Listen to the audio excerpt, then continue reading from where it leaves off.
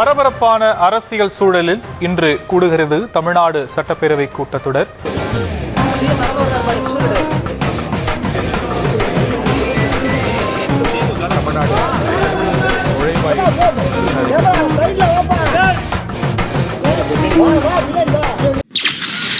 நாற்பத்தி 6ஆம் நாள் காலை 8 மணி.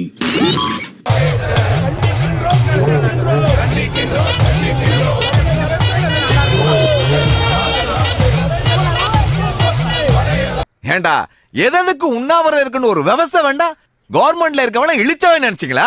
நீங்க உண்ணாவிரதம் இருப்பீங்க, நாங்க எங்க பொண்டாட்டி பிள்ளைகள விட்டுட்டு ராத்திரி பகல் உங்களுக்கு வந்து விளக்கு பிடிச்சிட்டு. முக்கியமான சூத்திரதாரிகள்லாம் வந்து இங்கிருந்து அங்க போறாங்களா, இவரா அவரு அங்க போறாரா அப்படின்ற மாதிரி பல ஷாக் வேவ்ஸ் இப்பவே பல இரு தரப்பிலும் அடிக்கிறது. குறிப்பா ஒரு தரப்புல அதிகம் அடிக்குதோ. தலைவா திரைப்படம் தவிர்க்க முடியாத சில காரணங்கள்னால தமிழகத்துல ரிலீஸ் ஆகல. உங்களால இதை மட்டும் தான் பண்ண முடியும், அவரை தொட்டு கூட பார்க்க முடியாது. இந்த மாதிரி சில விஷயங்கள் ஃபியூச்சர்ல கொஞ்சம் தவிர்க்க முடிஞ்சா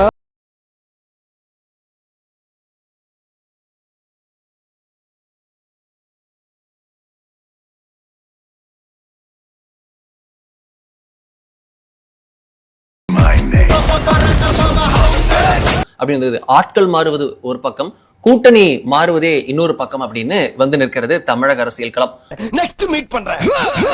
ஒரு பிக்கிங்கடா வேண்டாம்டா, வெந்த புண்ணுல வேலை பாச்சாதடா, நானே விலை வளர்த்து போய் உட்கார்ந்திருக்கேன். முதல் விஷயம், தங்கம் தென்னரசு அவர்கள் நிதியமைச்சர், முன்னாள் நிதியமைச்சர், அவர் இன்னைக்கு பதிலடி கொடுத்திருக்கிறார். அறிக்கையை வந்து எடுத்த அடுப்புலயே வந்து அது வெத்த அறிக்கைன்னு தங்கம் தென்னரசு சொன்னது தவறான பார்வை, ஏற்றுக்கொள்ள முடியாது. அவனுக்கு ஒரு பிரச்சனை, அவனுக்கு நீ நல்ல மனநல மருத்துவரை பாருடே.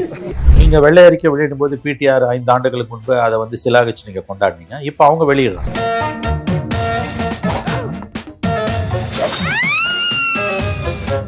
வசூலிக்க வேண்டிய வரியை நீங்க வசூலிக்கல, குறிப்பாக வீட்டு வரி போன்றவற்றை ஏன் வசூலிக்காம விட்டீங்க? இயற்கை வளங்கள் அதிகம் கொட்டி கிடக்கிற ஒரு மாநிலம் தமிழ்நாடு. சுரங்க தொழிலை பொறுத்த வரைக்கும் அதை வந்து லாபகரமா இயக்கிறதுக்கான முயற்சிகள் எடுக்கல. குழி தோண்டி வச்சிருக்காங்க. ஆமா, போட்டிருக்காங்க. உள்ள செத்துறீங்களா? எதுக்கு நீங்க உயிரோட இருக்க? முறையா லைசன்ஸ் கேட்டவங்களுக்கு வந்து லைசன்ஸே கொடுக்காம அவங்களை கிடப்பில போட்டதெல்லாம் எக்ஸ்டர்னியஸ் ரீசன்ஸ் அந்த அறிக்கையில வருது. அதோட அர்த்தம் என்னன்னா, வேற எதிர்பார்ப்புகள் அந்த அரசுக்கு இருந்திருக்கு. பச்சையா சொன்னா அவன் கை விட்டு கொடுப்பானான்னு எதிர்பார்த்திருக்காங்க. வாயில இருக்க அரசியை கூட நோண்டி நோண்டி திரும்பிக்கிறா. ஏன்டா இப்படி காசு காசுன்னு பிச்சு புடுங்குறீங்க?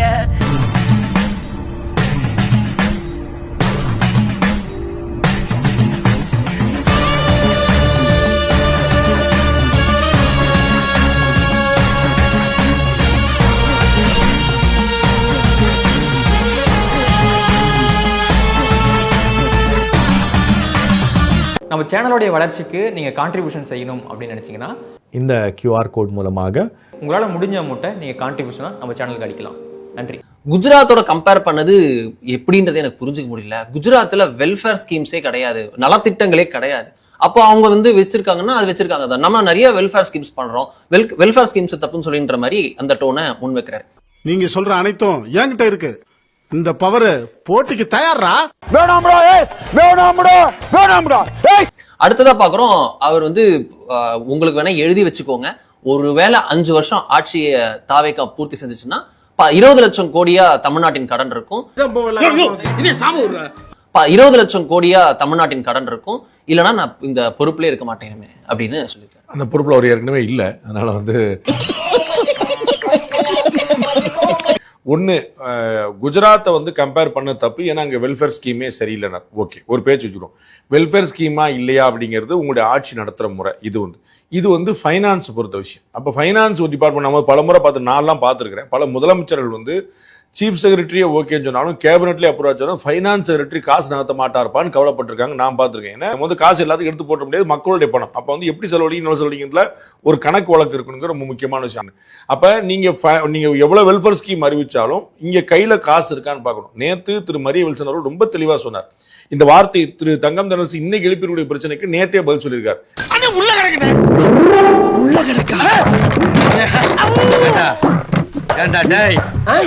வெல்ஃபேர் ஸ்கீம்ஸ் வேண்டாம் என்பது அல்ல, அதற்கான நிதி ஆதாரங்களை திரட்டி இருக்கணும், திரட்டவில்லை அப்படிங்கிறதா.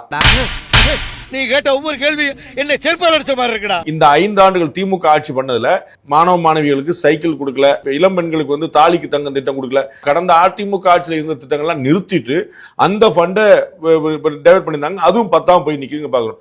டேய் என்னுடைய செயின் தானடா இப்படி மாறி இருக்குது. மன்னிச்சிருங்க பாஸ், பணத்து மேல ஆசைப்பட்டு உங்களுக்கு துரோகம் பண்ணிட்டேன். Comedy time. இப்போ உனக்கு சீரியஸ் டைம்டா. அப்படி வந்து ஒரு ஃபண்டை நீங்க ஜெனரேட் பண்ணிட்டு நீங்க செய்யுங்கன்றாங்க. திரு மரியவல்சன் ரொம்ப தெளிவா நிதியமைச்சர் குறிப்பிட்டிருந்தார், வெல்ஃபேர் ஸ்கீம்ஸை நாங்கள் எதிர்க்கவில்லை, நாங்களும் செய்ய போறோமே, ஆனால் அதற்கான நிதி ஆதாரத்தை ஏற்படுத்தி விட்டு செய்யணும். நீங்க கையில காசே இல்ல, நீங்க செலவழிக்கணும், அதுக்கு பேர் ஊதாரித்தனமா தானே போய் அதான் மேட்டர். நீங்க காசு இல்லைன்னா கடன் தானே வாங்கணும். ஒரு நாளைக்கு 140 கோடி ரூபாய் தமிழ்நாடு அரசு வந்து கடன் கட்டுது. ஒரு வட்டி மட்டும் கட்டுது, கடன் கட்டல, வட்டி மட்டும். ஒரு நாளைக்கு 140 கோடி ரூபாய் தமிழ்நாடு அரசு வெறும் வட்டி மட்டும் கட்டுது. ஏகப்பட்ட இயற்கை வளங்கள் இருந்து இந்த நாடு பிச்சைக்கார நாடாவே இருக்கு. ஒவ்வொரு இந்தியனும் கடனாளியான தாண்டா மிச்சம். இந்த நிலைமை வந்து யாராவது ஒருத்தர் இருப்பாங்களா? அப்படி குஜராத்தை சொன்னியா, சரி ஓகே, ஒரு பக்கம் குஜராத் வெல்ஃபேர் ஸ்கீம் பத்தி பேசிட்டோம். ஆந்திரா, கர்நாடகா, மகாராஷ்டிரா மத்த மாநிலங்களை கம்பேர் பண்ணாரு. அதை ஏன் திரு தங்கம் பேசல? இல்ல ஒரு பக்கம் தானே காட்டுனீங்க, மறுபக்கம் காட்டியிருந்தா தெரிஞ்சிருக்கும்ல. அங்கெல்லாம் வெல்ஃபேர் ஸ்கீம் கிடையாதா? இந்த 1000 ரூபாய் 2000 ஸ்கீம் எல்லாம் கிடையாதா? அப்ப அவங்க எப்படி சமாளிக்கிறாங்க? என்கிட்ட 3 ட்ரிப் வாங்கி முடுக்குன்னு குடிக்கிறீங்க. பயவுள்ள இவன் கோமியத்தை வாங்கி குடிக்க சொல்ற மாதிரியே சொல்றானே. அவங்க பற்றாக்குறையில நம்மோட கம்மியா இருக்கிறாங்க, அவங்க கடனில் நம்மோட கம்மியா இருக்கு. என்ன பண்ணாங்க? அப்ப இது தெளிவா இருக்கணும். அப்ப நான் வந்து வெல்ஃபேர் ஸ்கீம் பண்றேங்கிற பேர்ல நான் ஊதாரித்தனமா செலவழிச்சேன்னா அது மக்களுடைய பணம் தானே. தங்கச்சிங்களா வழக்கு பார்த்துட்டு வாங்க. மக்கள் நீங்க கொடுக்கறது மக்களுக்கு தான், பணமும் மக்களுக்கு தான். கடன் வாங்கி ஒரு தொழில் பண்ணா பரவாயில்ல, கடன் வாங்கி கடனும் அடையல, தொழில் நடக்கலன்னா அப்புறம் வந்து தப்பான காரணத்துக்காக கடன் வாங்கிருக்கீங்க தானே. திருடுனியா? இன்னொரு தடவை சொல்லுங்க. திருடுனியா? தெரியாம எடுத்தா அதுக்கு பேர் திருட்டுங்களா? உங்களுக்கு தெரியாதுங்களா? எனக்கு தெரியவே தெரியாது. மாமா என்ன பண்றீங்க? நானும் தெரியாம தான் எடுக்கிறேன், ஆனா தெரியற மாதிரி அடிக்க போறேன். ஒரு சாதாரணமான பைனான்சியல் மேனேஜ்மெண்ட். அதனால திரு மரியவல்சன் அவர்கள் குஜராத்தை மட்டுமல்ல அண்டை மாநிலங்கள் எல்லாத்தையும் கம்பேர் பண்ணல, எந்த தப்புமே ரொம்ப சரி. அடுத்த பார்ட், இந்த 10 லட்சம் கோடி இந்த 5 வருஷத்துக்குள்ள ஒரு 20 லட்சம் கோடியா ஆக்கலன்னா நான் வந்து பேசுறேன் நிப்பாட்டி. we have to wait and watch. நம்ம வந்து அவர் இப்படி ஆயிடுவார் அப்படி எல்லாருமே சொல்லலாம். 20 லட்சம் கோடி கடன் வாங்குறது தப்பு இல்லைன்ற நான் திரும்பும். அவரும் கடன் தப்புன்னு சொல்ல. மத்திய அரசு கடன் வாங்கலையா? அமெரிக்கா கடன் வாங்கலையா? நீங்க நான் தனி மனிதர்கள் கடன் வாங்கல, எல்லாருமே வாங்கின கடன் என்ன செய்யுங்க இங்க கேள்வி. ஐயா இவ்வளவு நாளா மூடி கிடந்த அறிவு கண்ண நீங்க திறந்துட்டீங்கயா? உன் கண்ண என்ன துருப்பிடிச்ச இரும்பு பெட்டியா பீரோவா நான் திறக்கிறதுக்கு? அந்த கேள்விக்கு திரு தங்கம் நரசு பதில் சொன்ன மாதிரி தெரியல. கடன் வாங்குற பத்தி கடன் தாராளமா வாங்கலாம். புதிய தமிழக அரசு கட்டாயமா வந்து கடன் வாங்க, குழப்பம் இல்ல. வாங்கின கடனை என்ன செய்யும்? அதான் இன்ஃப்ராஸ்ட்ரக்சருக்கு அது வந்து ரொம்ப தெளிவாக குறிப்பிட்டிருந்தாரு திரு மரியவல்சன் அவர்கள். இன்ஃப்ராஸ்ட்ரக்சருக்கான செலவுங்கிறது வாங்கின கடன்ல 100 ரூபாய் வாங்கினாங்கன்னா 10 ரூபாய் கூட வந்து இன்ஃப்ராஸ்ட்ரக்சருக்கு இல்ல. அப்ப வந்து என்ன கணக்கு? நீங்க ஒண்ணு தெரிஞ்சு போச்சுடா, இந்த பிரபஞ்சத்துல உங்க மத்தியில இந்த உசுரை காப்பாத்துறது ரொம்ப சிரமம். வாங்குற கடை பூரா நான் இப்படி நான் ஒரு டிவி கொடுக்குறேன், ஃப்ரிட்ஜ் கொடுக்குறேன், வாஷிங் மிஷின் கொடுக்குறேன், அதை கொடுக்குறேன், இதை கொடுக்குறேன், கூப்பன் கொடுக்குறேன், இப்படியே போயிட்டு அது மக்கள் காசு தானே. அப்ப வந்து நீங்க கடன் வாங்கினது குற்றம் இல்லை, வாங்கிய கடனை என்ன செய்தீர்கள்? அந்த கேள்வி மிக சரியாக எழுப்பியிருக்கிறார் திரு மரியவல்சன்.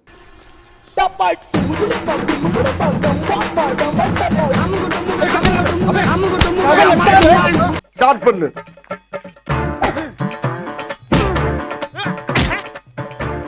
இங்கிட்டு வா. அப்படியா படைக்கல மண்டையில மட்டும் அடிச்சிடாத, குலக்கேசல் உள்ள போயிருவேன்.